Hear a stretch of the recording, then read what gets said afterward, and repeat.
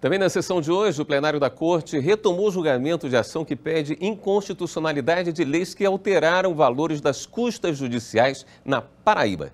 Sobre isso a gente conversa ao vivo com a consultora jurídica Karina Zucolotto. Oi, Karina. Boa noite. Olá, William. Boa noite para você, a todos que nos assistem. Pois é, o julgamento foi iniciado, mas interrompido em razão do adiantado da hora.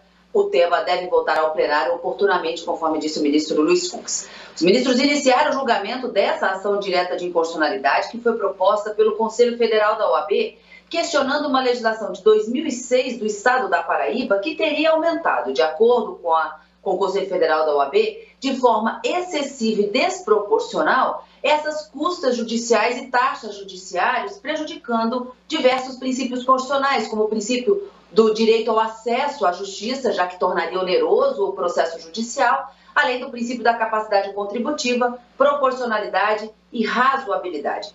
O ministro Edson Fachin, relator dessa ação direta de inconstitucionalidade, já havia votado pela parcial procedência, declarando a inconstitucionalidade de alguns dispositivos da norma. Na época, o ministro Dias Toffoli também já havia votado, julgando improcedente a ação, considerando que a lei era constitucional. Hoje, o julgamento foi retomado com o voto vista do ministro Gilmar Mendes, que acabou acompanhando o ministro Edson Fachin, mas votou para declarar a inconstitucionalidade de outros dispositivos. Ele foi um pouco além do voto do ministro Edson Fachin, para entender também que esse aumento foi injustificado e desproporcional e que, portanto, a lei padece de inconstitucionalidade. Então, logo finalizado o voto do ministro Gilmar Mendes, o ministro Edson Fachin reajustou o seu voto para acompanhá-lo, inclusive na proposta de modulação dos efeitos dessa decisão.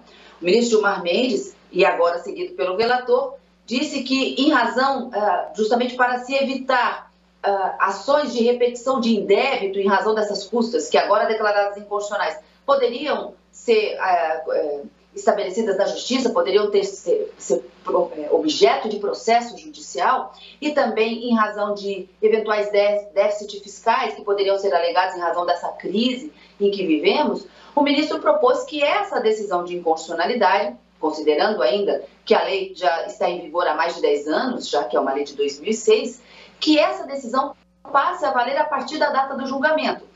Uma eficácia que a gente chama de ex nunc, resguardados, é claro, os direitos daquelas pessoas que estão em juízo já que teriam proposto ações judiciais e elas estariam em trâmite discutindo a constitucionalidade dessas normas, que ficariam incólumes dessa decisão, mas devendo ser observada o que o Supremo decidir sobre essa questão. Para que haja declaração de constitucionalidade da lei ou dos dispositivos, são necessários 6 votos no plenário do Supremo. Vamos aguardar quando esse tema volta ao plenário, de acordo com a agenda que deve ser calculada e pautada pelo ministro Luiz Fux. Tão logo o ministro encaixe nessa agenda, a gente volta a comentar aqui, William.